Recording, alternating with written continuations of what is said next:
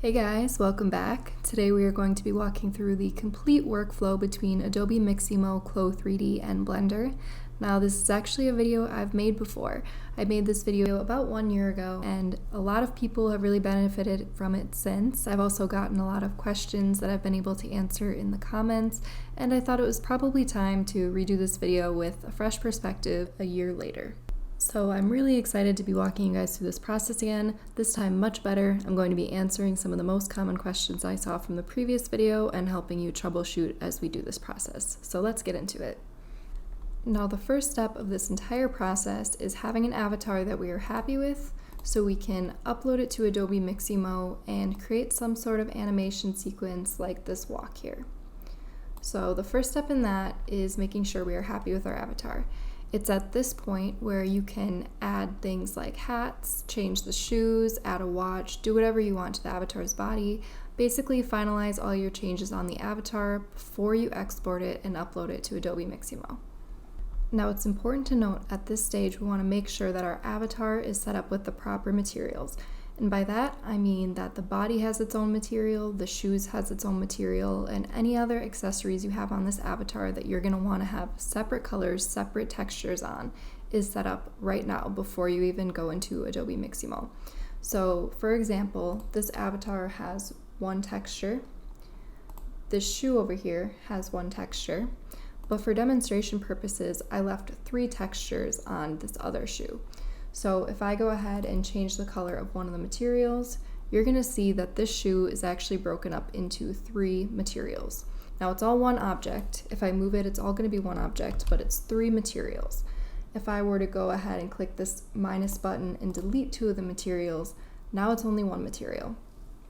Now the point of me telling you this is that if you want to have these objects combined with your avatar, but having separate materials, you're going to select everything and go Object, Join. And now when you click on the avatar, you're going to see that there are 2 materials. Now you are ready to export this. One more call out before we export this to Adobe Mixamo, that if you are having an issue where one of your shoes looks darker than the other, despite them having the same exact material, I actually have a video for that you can watch. It's a super easy fix. Alright, so go ahead and select this model, File, Export, OBJ. And then we're going to go ahead and make sure we have selected objects checked and export. Now once we have uploaded our OBJ to Adobe Mixamo, it's actually pretty intuitive to follow the couple of steps it takes to automatically rig this model. So we're going to start by just placing the little joints here on our avatar's image, and then we're going to click next and wait for it to auto rig this avatar. So it looks like it worked. Our avatar is successfully in Adobe Mixamo, so we're going to go ahead and choose from our animations here. Now Adobe Mixamo has quite a lot to choose from. You can also search something like walk or catwalk if you're looking to have a specific animation, but once you find one, it's going to be as simple as extending the frames and making any tweaks you want here to the adjustments, then simply clicking download and downloading the FBX. Now once we have that FBX, we can just file, import it into Blender here, and as you can see, we're going to get something like this. Now, one thing I notice people frequently say is they're unhappy with the fact that the Mixamo animations are so short. For example, this animation just ends at 70 frames, and I actually do have a video for that as well. If you go ahead and watch this video, it's going to tell you how to loop animations so you can create as many frames as you want.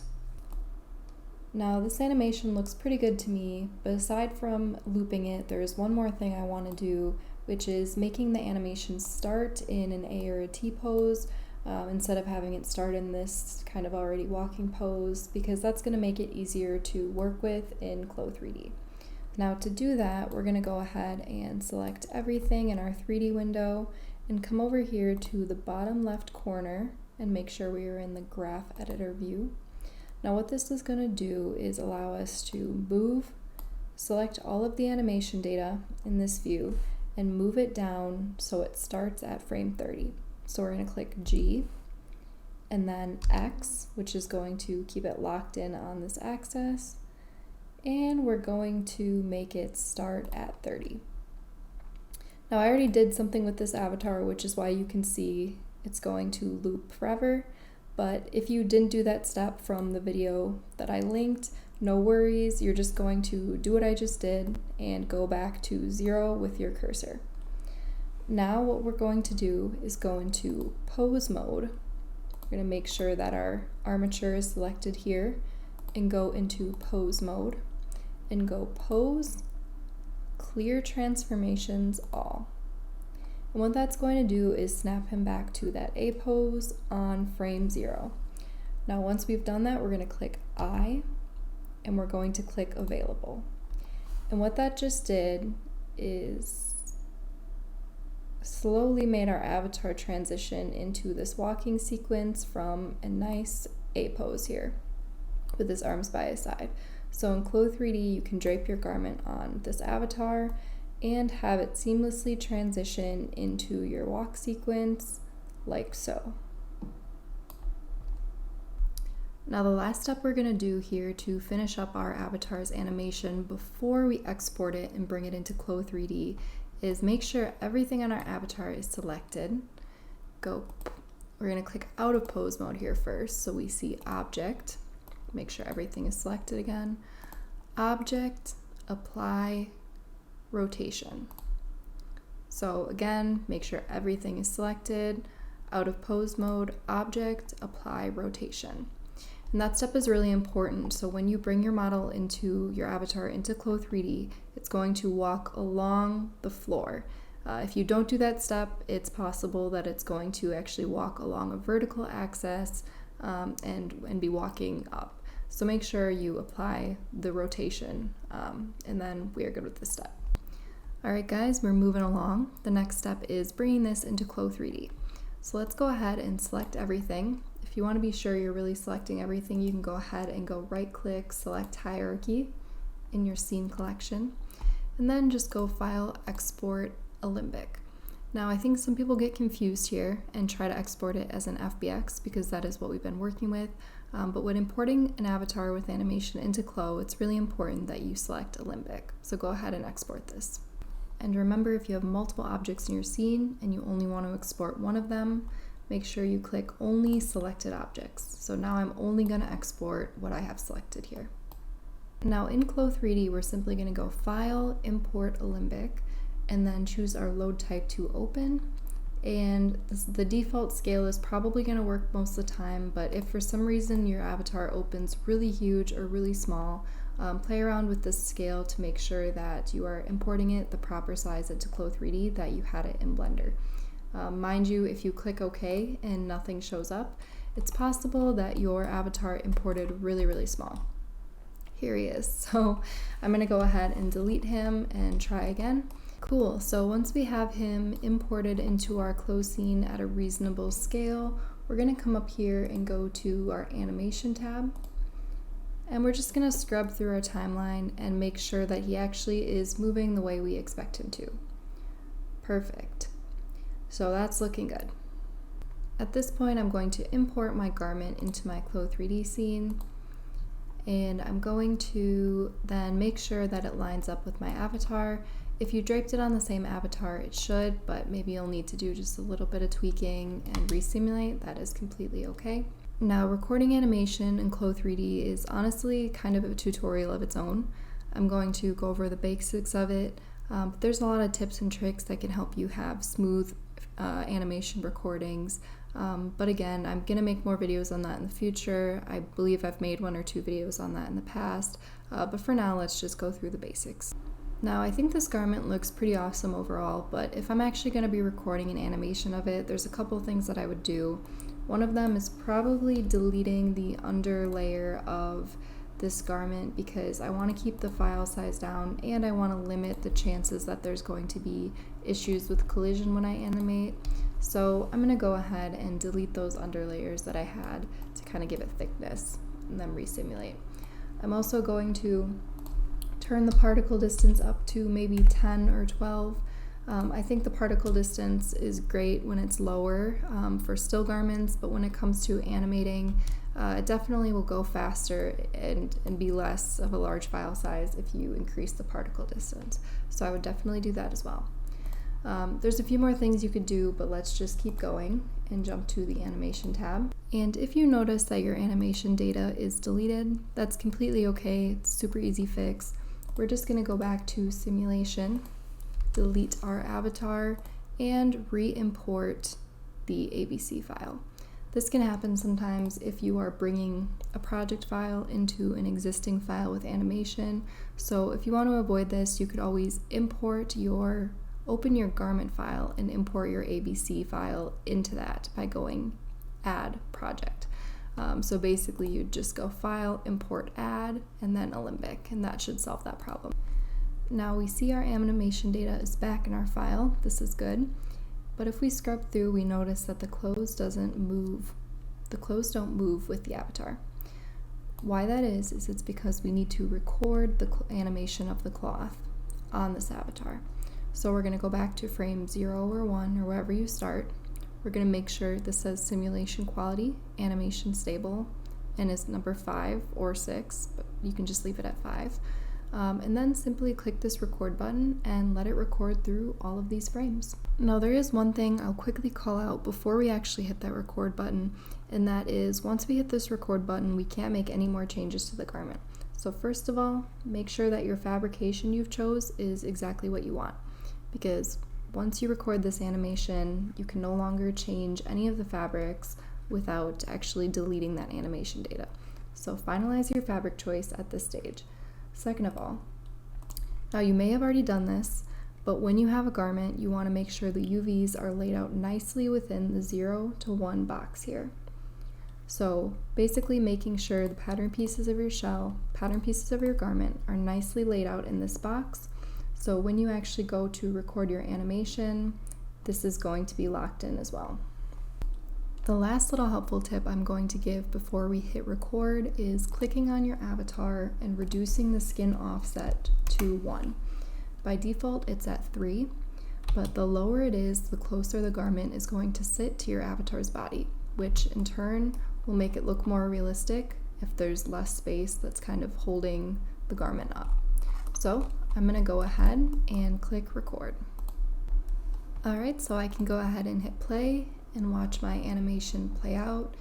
This looks pretty good to me, but if you want to try again, make some tweaks, maybe lower the particle distance, do whatever you need, don't be afraid to record this as many times as you need to get it just how you want. So you're just going to right click on the garment track and click delete, and you'll go ahead and record it again.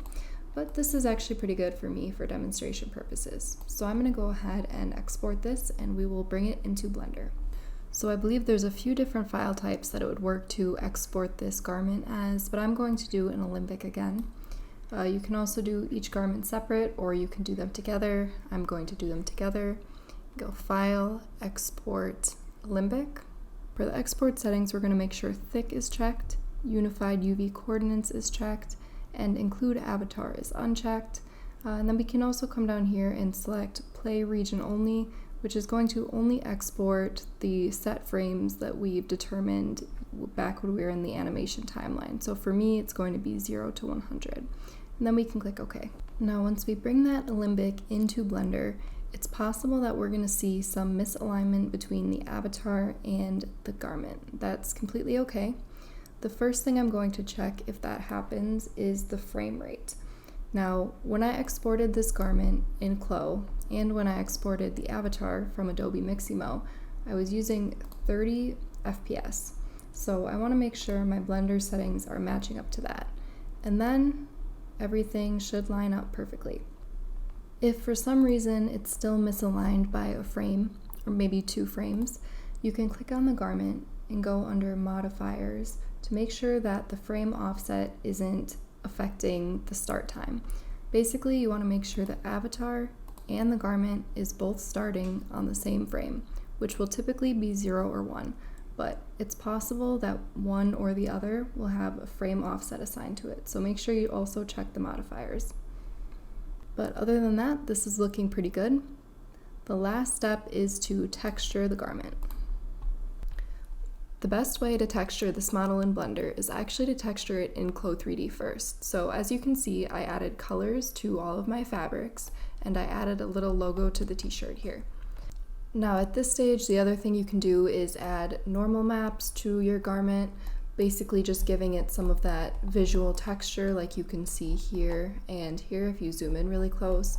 Now most of the CLO3D default fabrics actually have normal maps attached to them already. It's this little purple square down here.